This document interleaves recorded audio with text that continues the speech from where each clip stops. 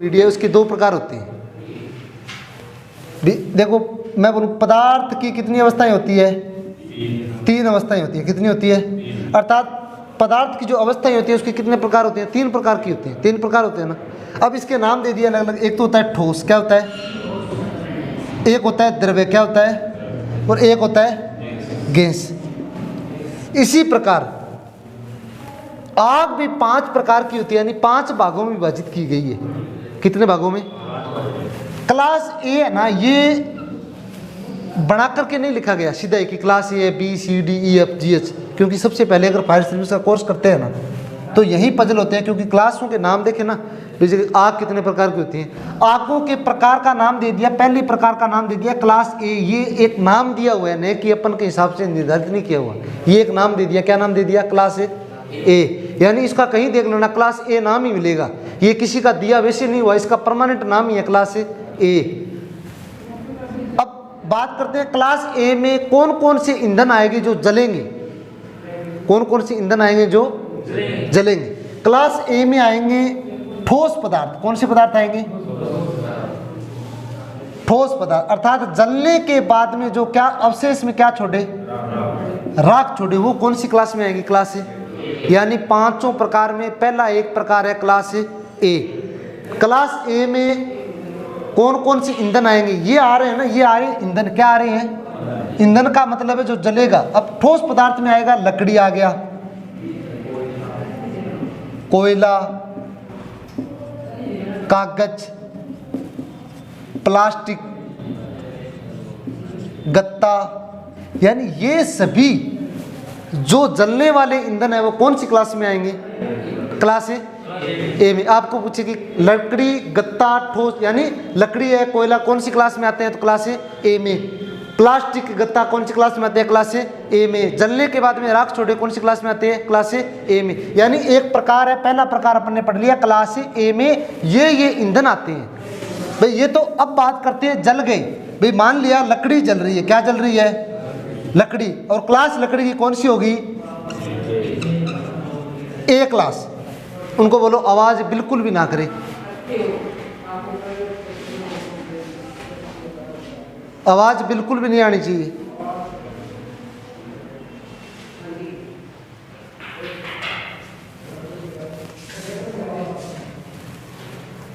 अब लकड़ी जली, लकड़ी जलने के बाद में अब बात करते हैं बुझाने की। किसकी बात करेंगे भाई? एक अपने प्रकार पढ़े क्लास ए, पांच प्रकार की होती है। पहली पढ़ ली क्लास ए।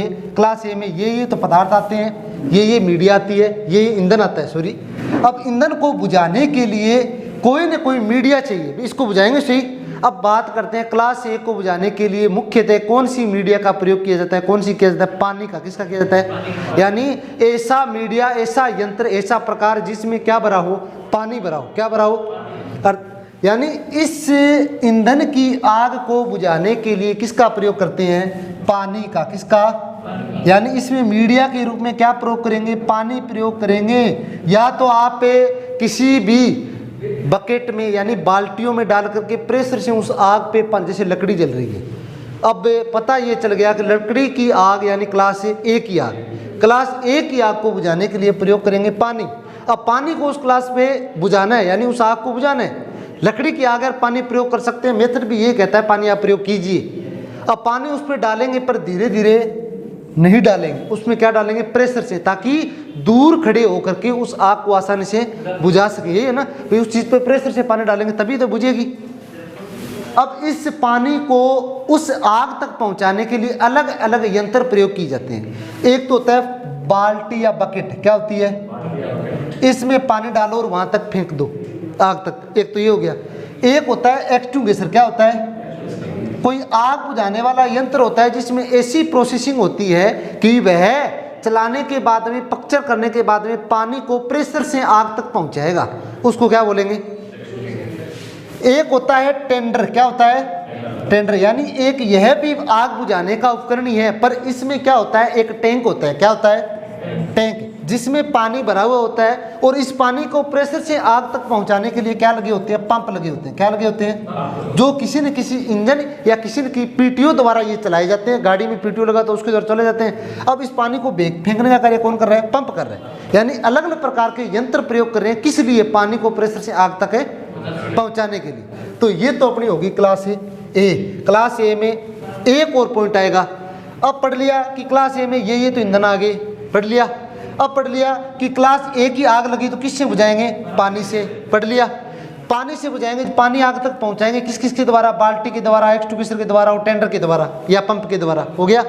अब पढ़ेंगे, अब इस इतने काम में आग बुझाने की विधि कौन सी लगी है, क्या लगी है, विधि।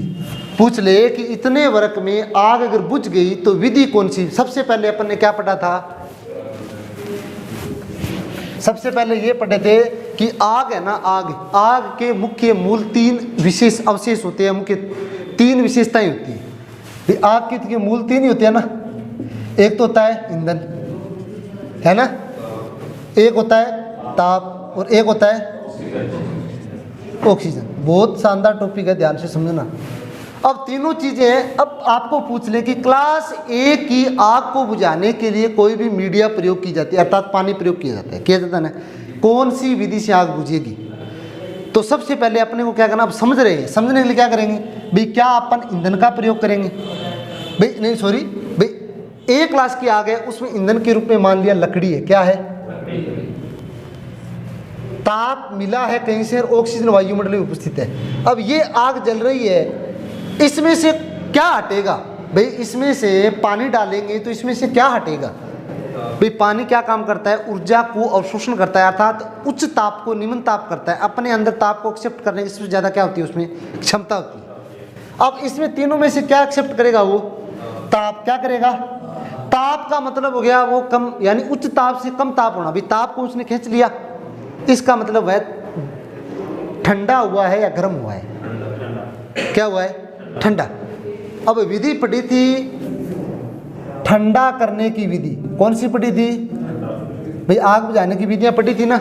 एक तो होती है भूखा मारना, एक होती है ठंडा करना और एक होती है दम घोटना। पूछे कि क्लास ए में कौन कौन से तो ईंधन आते हैं, बता देना। पूछे क्लास ए की आग को किसके द्वारा बुझाया जाता है, बता देना। पूछे क्लास की ए की आग को बुझाने के लिए जो विधि प्रयोग में ली जाती है उस विधि को क्या कहते हैं, कूलिंग मेथड, क्या कहते हैं। तो क्लास ए पूरा समझ में आ गया ना। अब हेडिंग डालो क्लास ए और लिखो क्लास ए में लिखो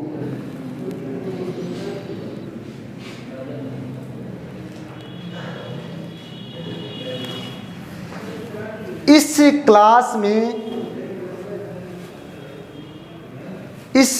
में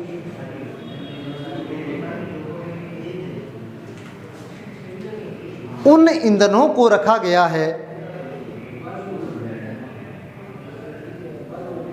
इस क्लास में उन ईंधनों को रखा गया है जो जलने के बाद में राख छोड़े या अवशेष छोड़े, जो जलने के बाद में राख छोड़े, अर्थात ठोस पदार्थों की आग क्लास ए में आती है।